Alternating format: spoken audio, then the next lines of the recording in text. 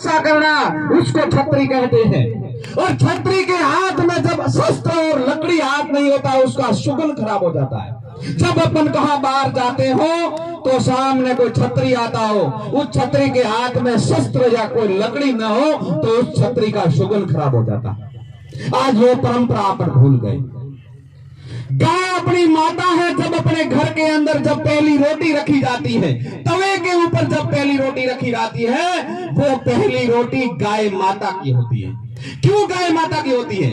अपने घर में अपन 33 कोटि देवताओं को मानते हैं। 33 करोड़ नहीं है, कहावत में करोड़ कहते हो, उसको 33 कोटि देवता यानी 33 देवता ऋषियों के साथ में 33 देवता करनी गई है।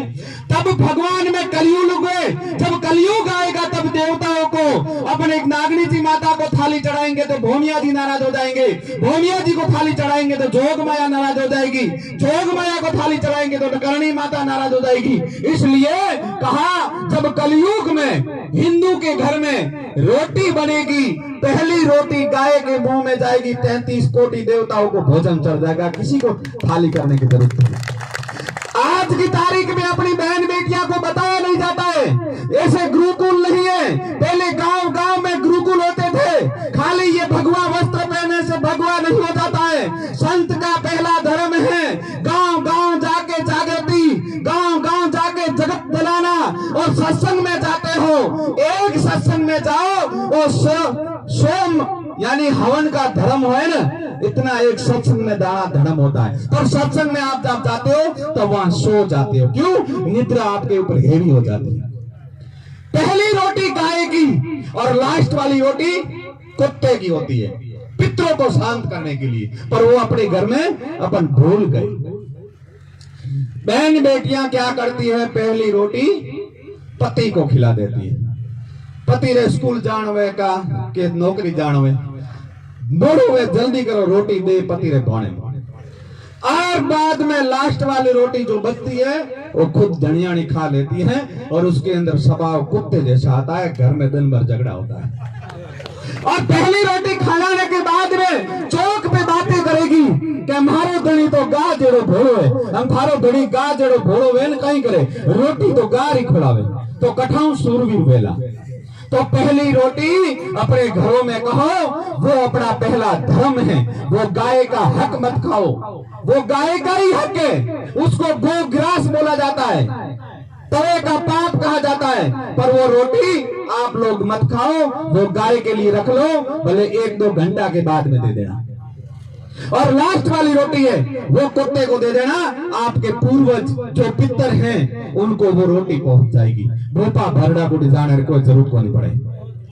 गाय माता को आप कहीं भी देवलोक हो जाती हैं, यानी वो देव हो जाती हैं। आप उसको मरी भी कहते हो। कभी अपनी माँ को मर गई ऐसा बोलोगे?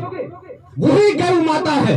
जब भगवान कृष्ण भगवान ने पैर नंगे दौड़ दौड़ के गाय की सेवा की, वो जगत जनेता, वही जगत जनेता गौ माता जब भगवान कृष्ण उस गाय को चलाते थे, वही गैया मैया है।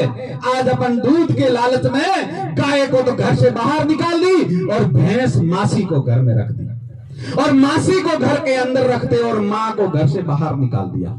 और उस मासी का दूध इतना मतम है, वो इतना खराब है, वो षड्यंत्र है अपने हिंदुस्तान के ऊपर। अंग्रेजों और मुगलों ने खाली 200 अंग्रेज आए थे यहाँ व्यापार करने, 250 मुगल आए थे खाली घूमने के लिए, और यहाँ 850 साल राज किया मुगलों ने। 250 साल अंग्रेजों ने राज किया। क्यों? अपने अंदर फ्रूट के कारण। अपन एक दूसरे को काटते हैं, एक दूसरे की गिर्रा करते हैं। कोई आपका ही युवा कोई रात देती कि मैं आगे बढ़ता हो, उसको आप गिराने की कोशिश करते हो, आप उसको बढ़ाते नहीं है। भगवान सिंह राजपूत एक छत्री है, वो आर्मी में एक नौकरी करके आया, देश की सेवा करके आया और वो हार गया। जब आपको सरकार कोई हो, उसको आपसे कोई लेना देना नहीं। एक आदमी को देखो, आदमी कौन खड़ा है? एक मुल्ला जीत जाता है और एक छत्री हार जाता है। शर्म आ रही, मर जाओ डूब के। एक बाबा हार गया, प्रतापपुरी जी स्वामी जी हार गए, मर के डूब जाओ। आप लोग क्या गाय को बचाओगे? आप लोग तो खाली आप लोग घर में पड़े रहोगे। आओ तो 30 साल के बाद में यही मुसलमान आपके ऊपर राज करेंगे। क्यों करेंगे? आप बच्चा करने में आलसी हो गए। मारे तो हे के घरों घड़ा से तुम्हारा सेवा कौन करसे? अरे जब आप मरोगे तब कंधा कौन देगा?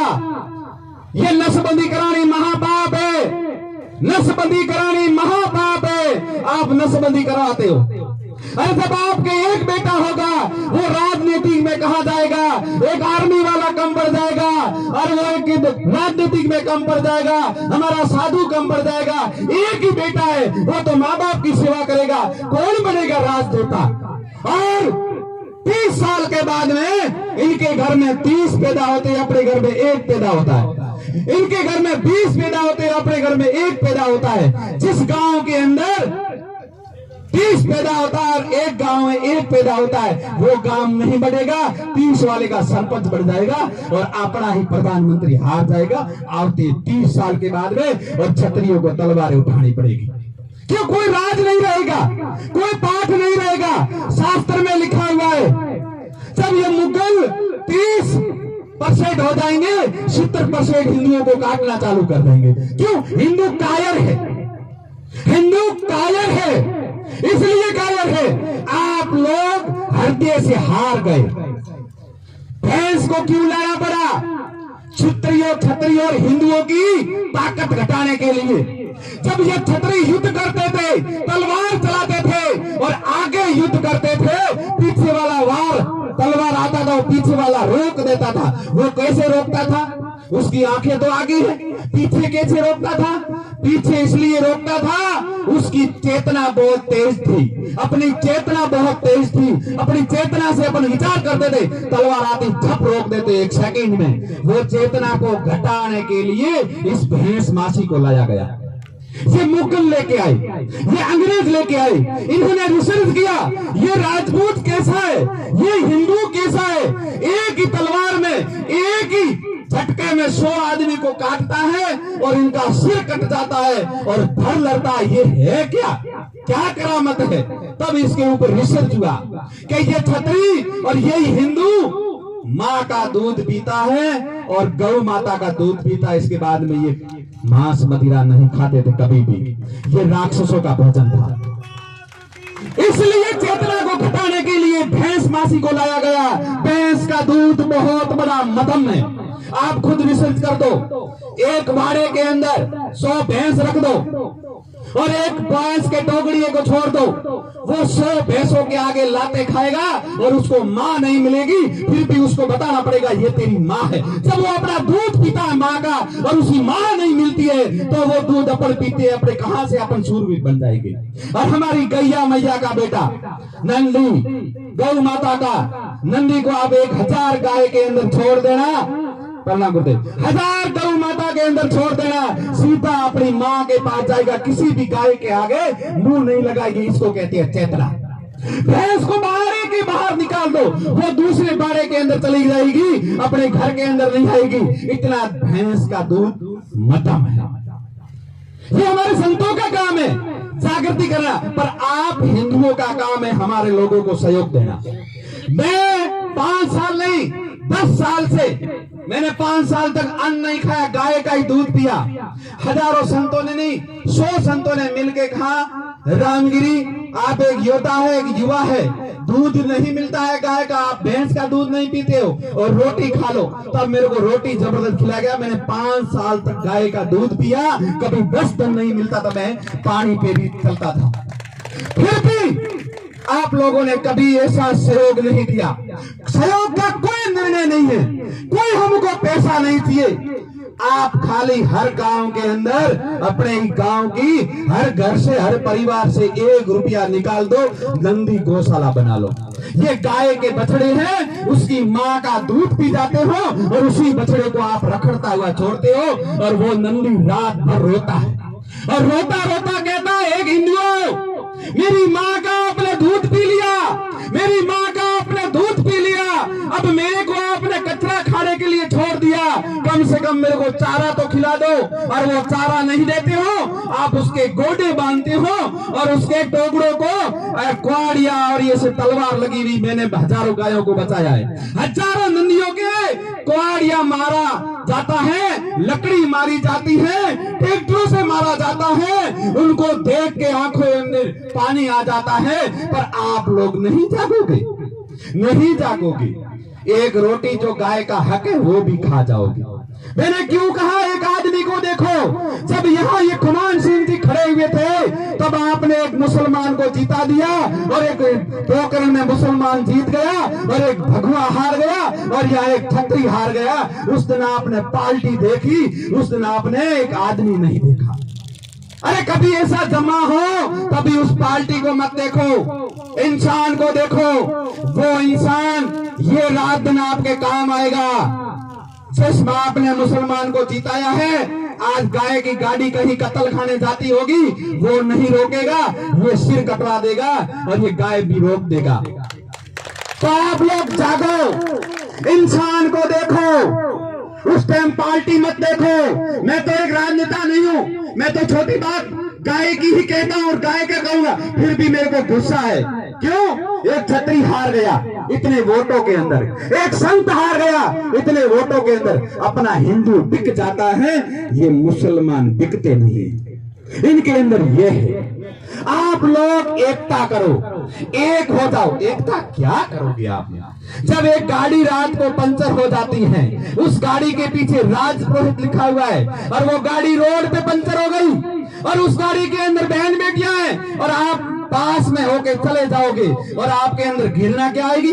मरण द्योनी, कोई एना बड़ी पहिया मोंगेला, मरण द्योनी। आप ये नहीं सोचते हो ये कोई हिंदू होगा, ये हमारा भाई होगा, ये राजपुरोहित होगा, इसके साथ में बहन बेटियां हैं, चलो रोकते हैं, चलो पूछते हैं क्या हुआ। नहीं पूछोगे, आप चले जाओगे। एक बंगाल का मुसलमान या 786 लिखा हुआ है और वो गाड़ी पंचर हो जाएगी, 100 गाड़ी खड़ी हो जाएगी और उसको सहयोग देंगे। ये होती है एकता। गुलाम बन जाओगे आप, पर आपकी जो सच्ची सेवा है, जो आपका सच्चा कार्य है, वो आप नहीं करोगे। अबे जागो, ये 30 साल अभी आ जाएगा, 30 साल के बाद में 125 करोड़ हो जाएंगे। वो बन जाएगा प्रधानमंत्री, वो जाएगा मुख्यमंत्री, वो बनेगा तहसीलदार, वो बनेगा थानेदार, वो बनेगा एसपी, वो बनेगा पटवारी, वो बनेगा सरपंच। आप गुलाम हो गए। खान साहब मारो काम करो तो यूं करो ला, नहीं करो तो मैं भगवा उतार दूंगा। मैं घूमता हूं पूरे भारत में और मैंने देखी है यूपी के अंदर, बंगाल के अंदर मुसलमान नहीं है, 30% मुसलमान है और वहां 70% हिंदू है, पर वो छोटे दलित है, फिर भी वो उनके गुलाम हैं। रात को अगरबत्ती नहीं कर सकते हैं, ऐसा भजन नहीं कर सकते हैं, भगवा पहन के घूम नहीं सकते हैं। वही बंगाल अपने हिंदुस्तान में, और थोड़े दिनों के बाद में वो बंगाल यहाँ हो जाएगा। अरे भाई जागो, गाय को बचाओगे, संत को बचाओगे और घृणा छोड़ दोगे तो ये हिंदुस्तान सोने की चिड़िया बन जाएगी। अपने को 2 रत्न मिल गए हैं, नरेंद्र मोदी जैसा एक योद्धा मिल गया और हमारे संतों को योगी जैसा मिल गया। इस हिंदुस्तान को सोने की चिड़िया बना देगी। पर आपके अंदर की घृणा निकालो, आप एकता करो, एक हो और खमान सिंह खत्री जैसे को जीता के आगे विधानसभा में भेजो, तो हम उनको कहेंगे तो हमारी गाय माता नहीं कटेगी। नहीं तो कटती रहेगी, वो कटती है, वो रोती है, वो चिल्लाती है, ए हिंदू मेरे को ये काट रहा है, मेरे को ये काट रहा है। अरे वो एक झटके से नहीं काटता है, वो गाय को धीरे धीरे काटता है। अरे वो उसको जिंदी गाय का चमड़ा उतारता है, अरे वो चमड़ा उतारता है, गरम गरम पानी डालता है। अरे वो धीरे धीरे धीरे धीरे सिल्लो सिल्लो से काटता है और हमारी माँ चिल्लाती है, ए हिंदुओं जागो, ए हिंदुओं जागो। और वो गाड़ियों के लिए ठूस करके ले जाता है, और वो आपके गांव से जाती है, वो आपके ही गांव से जाती है और कहते हो हिंदुस्तान है।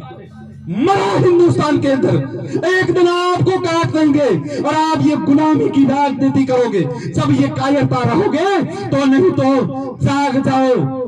गाय जब देवलोक होती है उसको दफन कर दो, उसको खुली मत छोड़ो।